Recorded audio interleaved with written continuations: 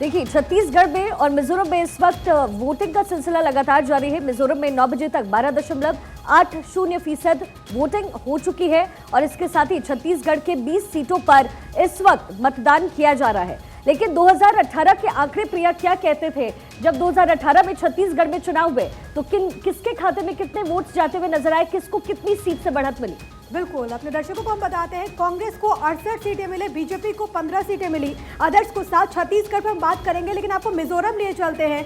जोरामथंगा कुछ कह रहे हैं, सुनते हैं। Voting day, I believe that we shall be able to form the government, and in my constituency, in the East 1, we hope we shall be having an overwhelming victory. So if you look at the history of Mizoram election, it has always been alternate government of the Congress and the MNF. At this time, the ZPM has emerged as a dark horse. What do you have to say on that?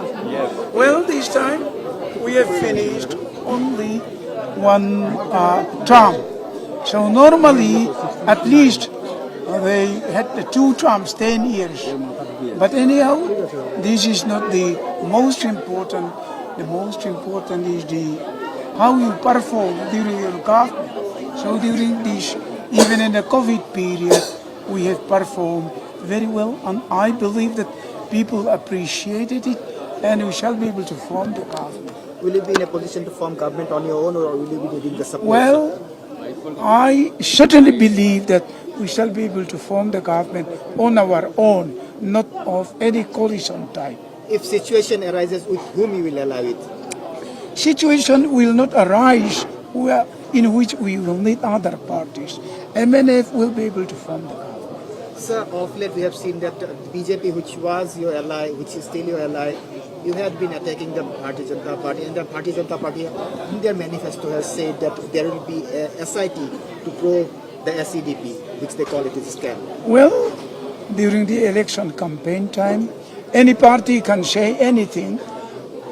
So this time we have performed the SEDP very good, and we have given them through the bank account transfer system.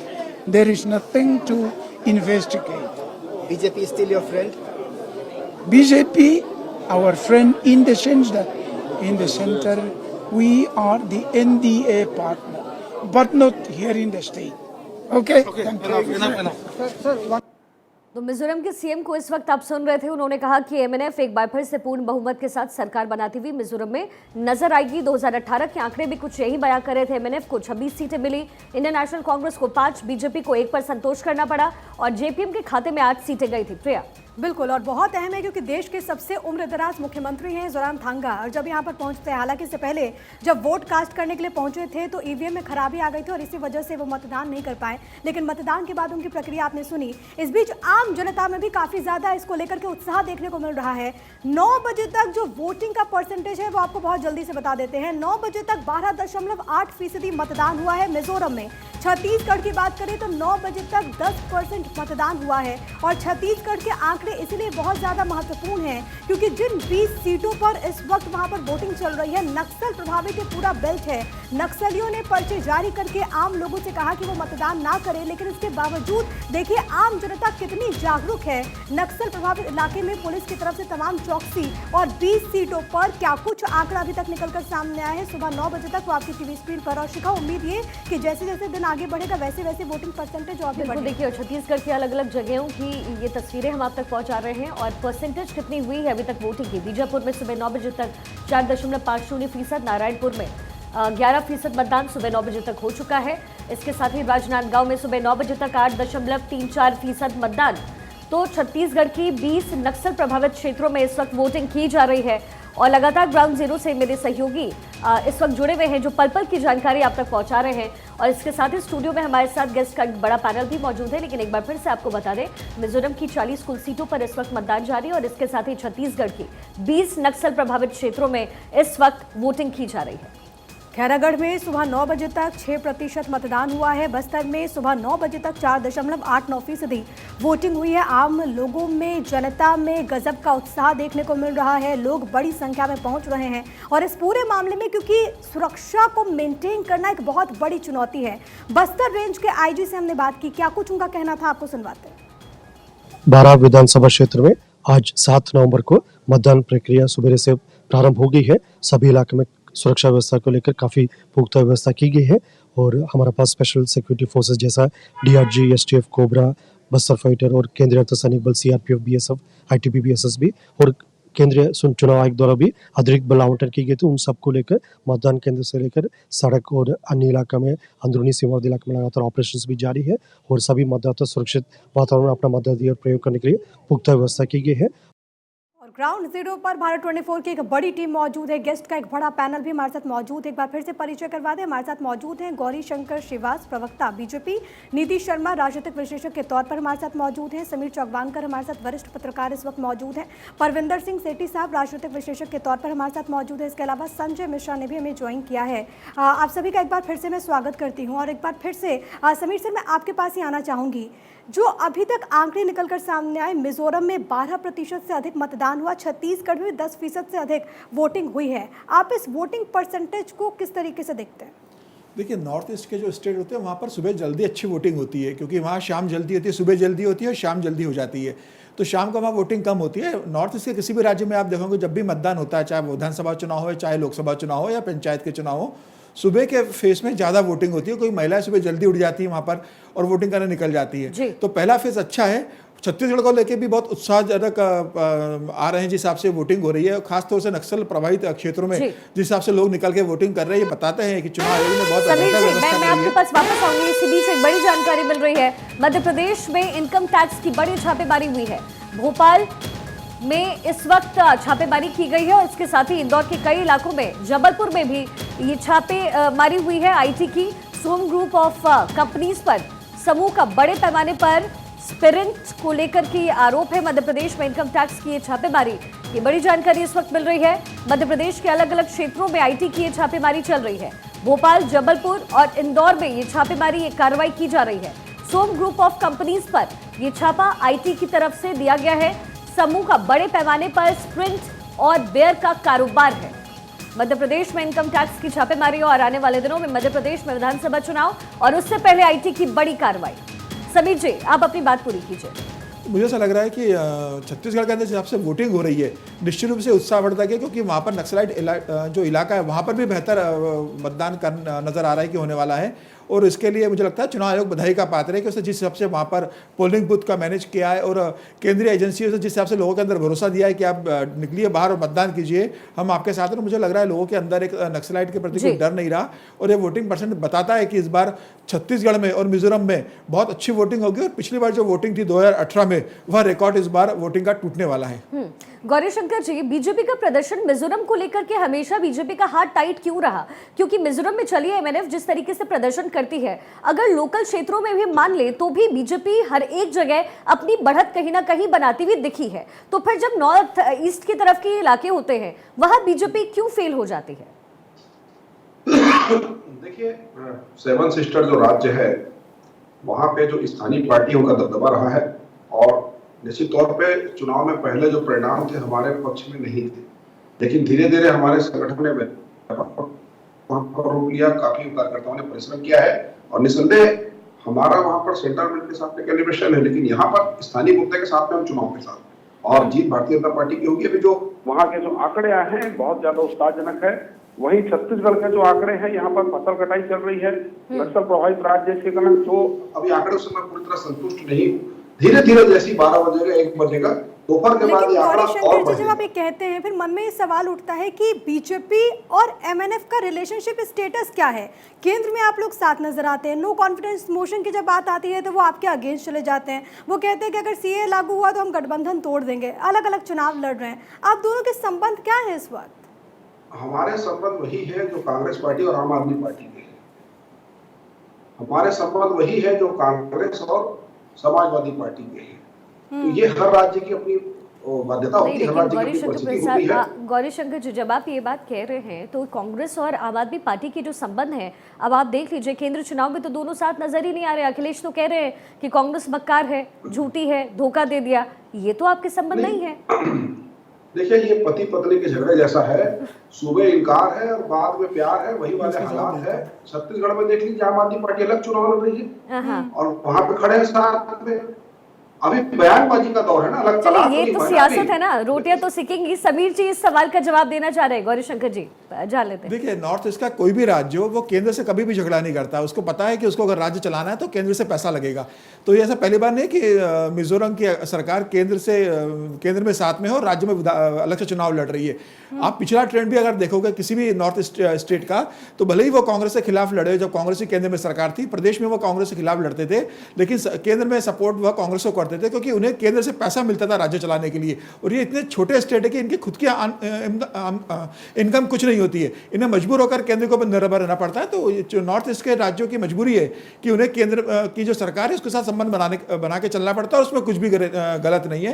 राज्य का अगर विकास करना है तो आपको केंद्र का support करना पड़ेगा। और तो मुझे लग नॉर्थ रहा है ईस्ट की भूमिका भी सर मुझे लगता है कि काफ़ी ज़्यादा बढ़ गई है। प्रधानमंत्री भी इस बात का जिक्र करते हैं कि नॉर्थ ईस्ट ना दिल्ली से दूर है ना दिल से दूर है। मैं आऊँगी आपके पास, रितु जी मैं आपके पास आऊँगी, क्योंकि इसको लेकर के सवाल बहुत ज़्यादा कांग्रेस पार्टी पर उठ रहे हैं कि आप केंद्रीय नेतृत्व तो एक साथ एक सबको आप एक अम्ब्रेला के नीचे कहते हैं कि हम INDA ब्लॉक के हिस्सा और सब एक साथ हैं, लेकिन अलग अलग राज्यों में क्यों आप लोग अलग अलग हो जाते हैं? छत्तीसगढ़ की बात करें, गढ़वो नवाज छत्तीसगढ़ की बात तो आप कहते हैं कांग्रेस पार्टी करती है। आम आदमी पार्टी की तरफ से अरविंद केजरीवाल कहते हैं कि बीते इतने सालों में छत्तीसगढ़ की जो दुर्गति हुई है उसके लिए बीजेपी और कांग्रेस दोनों जिम्मेदार है।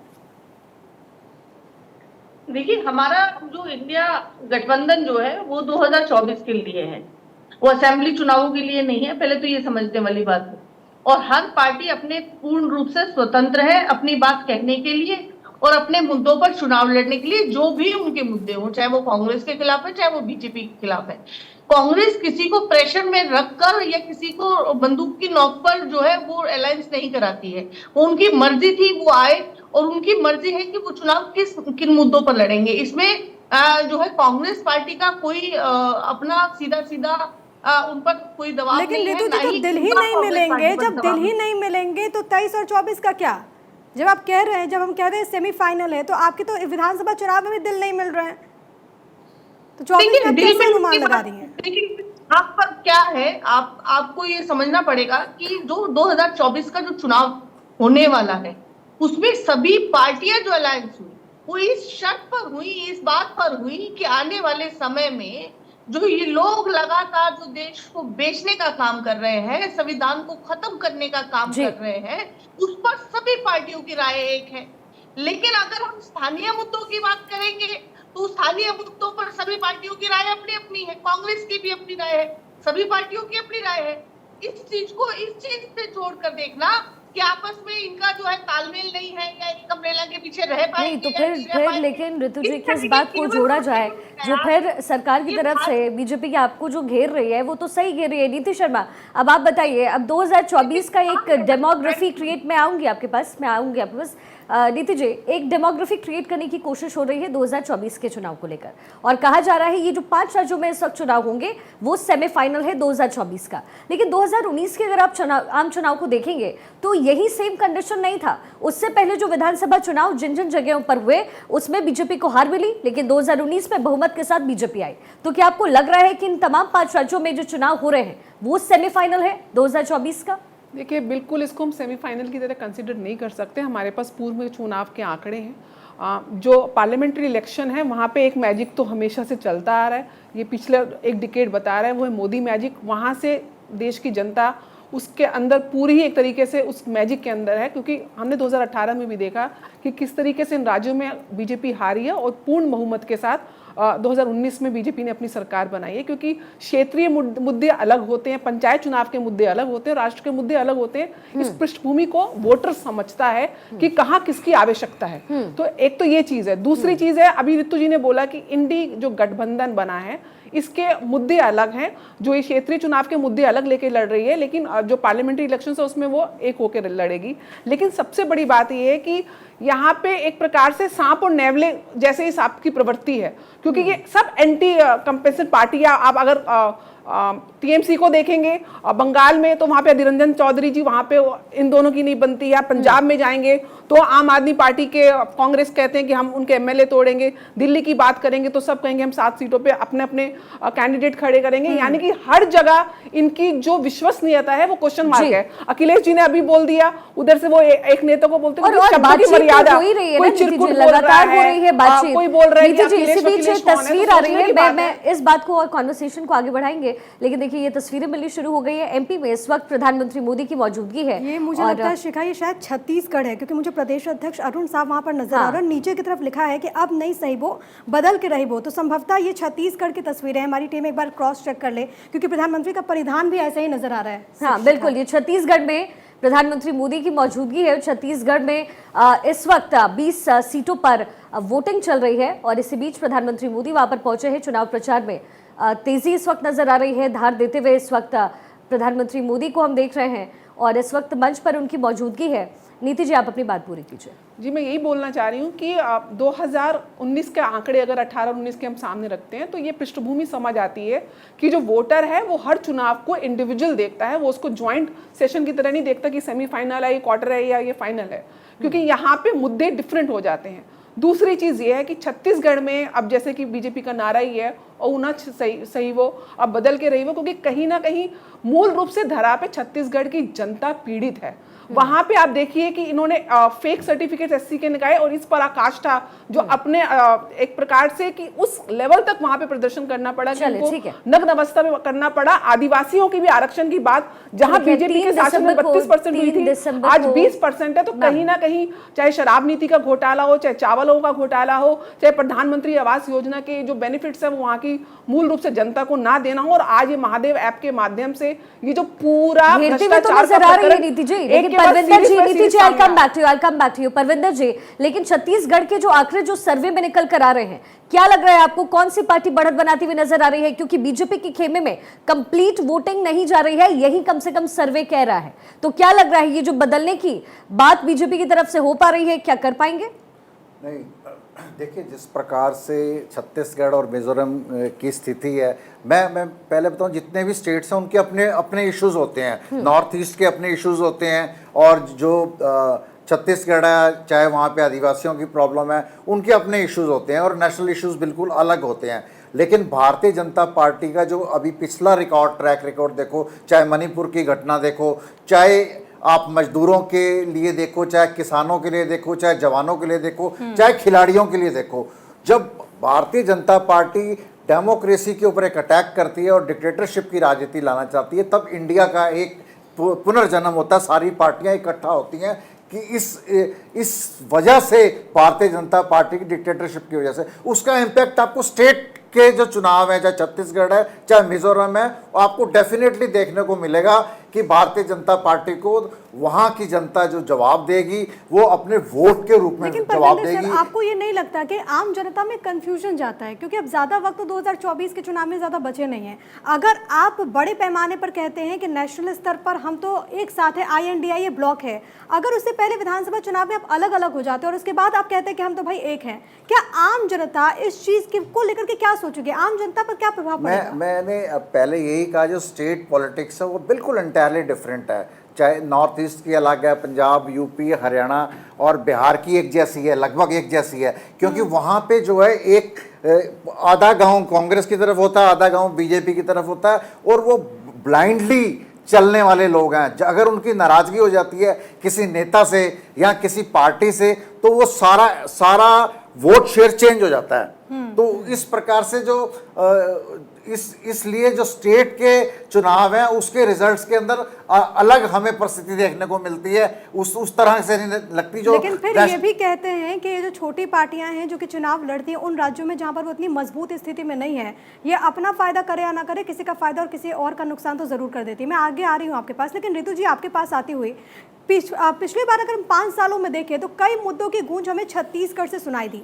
किसानों को लेकर के आपने कई सारी योजनाएं बनाई, गोधन न्याय योजना से लेकर के राजीव गांधी योजना तक। इन मुद्दों पर बीजेपी कह रही है कि घोटाला हुआ है, आपने तो गोधन के नाम पर भी घोटाला कर लिया। दूसरा एक बहुत इंपॉर्टेंट मुद्दा जिसको छत्तीसगढ़ की सियासत में काफ़ी ज़्यादा उठाया गया वो शराबबंदी का मुद्दा था। रमन सिंह कहते हैं कि आपने गंगा जल हाथ में लेकर के वादा किया था कि शराबबंदी करेंगे, क्या हुआ शराबबंदी का? क्या लगता है कि आपको इन मुद्दों पर कांग्रेस फंस सकती है?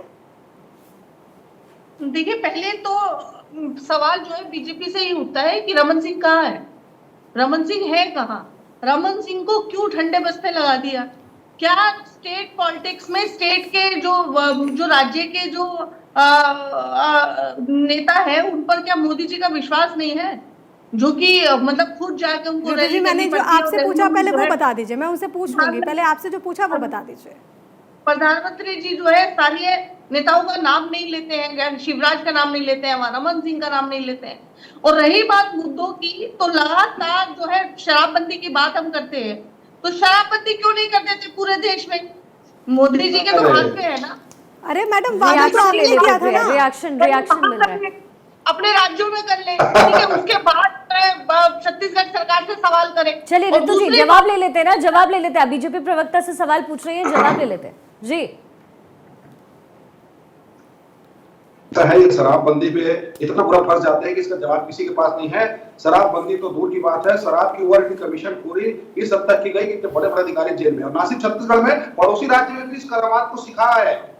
आज प्रदेश की जनता पूछ रही है शराबबंदी क्यों नहीं हुआ? क्या मोदी जी से पूछकर आपने घोषणा पत्र बनाया था? बात नंबर 1, नियमितीकरण नहीं हुआ। यही राहुल गांधी की अमेठी में कहते हैं कि छत्तीसगढ़ में जाकर देखिए सिस्टम ऐसा है। मेरा सब एक मिनट मुझे बोलने दीजिए। मैंने आपके सुना ना भाई, शांति से आप अपने साथ बोलिएगा, आप अपने साथ बोलिएगा। मेरा निवेदन है आपसे, आप अपने साथ बोलिए ना। देखिए, मैंने नस दबाई और चिल्लाने लगे, ये तरीका ठीक नहीं। रितु जी एक करके बात करते हैं ना, आप सवालों के जवाब आप देने से बच क्यों रहे? बहुत जाहिर सी बात है कि बहुत ही इंपॉर्टेंट ये क्वेश्चन है, कि करके जवाब दीजिए ना। अमेठी में कहते हैं कि प्रदेश का छत्तीसगढ़ का किसान जब टमाटर को बेचता तत्काल उसका भुगतान हो जाता है। 200 फुट पार, 200 से ज्यादा फुट पार और फूड प्रोसेसिंग यूनिट की बात आप अपने कैमरामैन को भेजिए किसी भी जिले में, अगर एक भी लगा हो तो मुझे रितु चौधरी जी बताए। कर्मचारियों को नियमित करने की बात पूछिए, कौन नियमित हुआ? लेकिन नियमित इस प्रदेश में हुआ है, सट्टा पट्टी नियमित हुआ है, जुआ शराब नियमित हुआ है, चाकूबाजी नियमित हुआ है। चलिए ठीक है रितु जी छोटा सा रिएक्शन, क्योंकि मुझे ब्रेक के लिए रुकना पड़ेगा। रितु जी रिएक्शन। देखिए, वही सवाल हम इनसे कह रहे हैं कि वो 2 करोड़ नौकरियां कहाँ पर है? वो जो सबके सर पे छाता आ जाती थी वो अभी तक नहीं आई। किसानों की आज 2 करोड़ नौकरियां देने वाले थे, वो कहाँ है? देखिए रितु जी सवाल कई सारे हैं और कई अहम सवाल है, लेकिन इस बार जनता तय करेगी। छत्तीसगढ़ और मिजोरम में इस वक्त वोटिंग चल रही है, पल पल का बीच सबसे पहले भारत 24 देगा।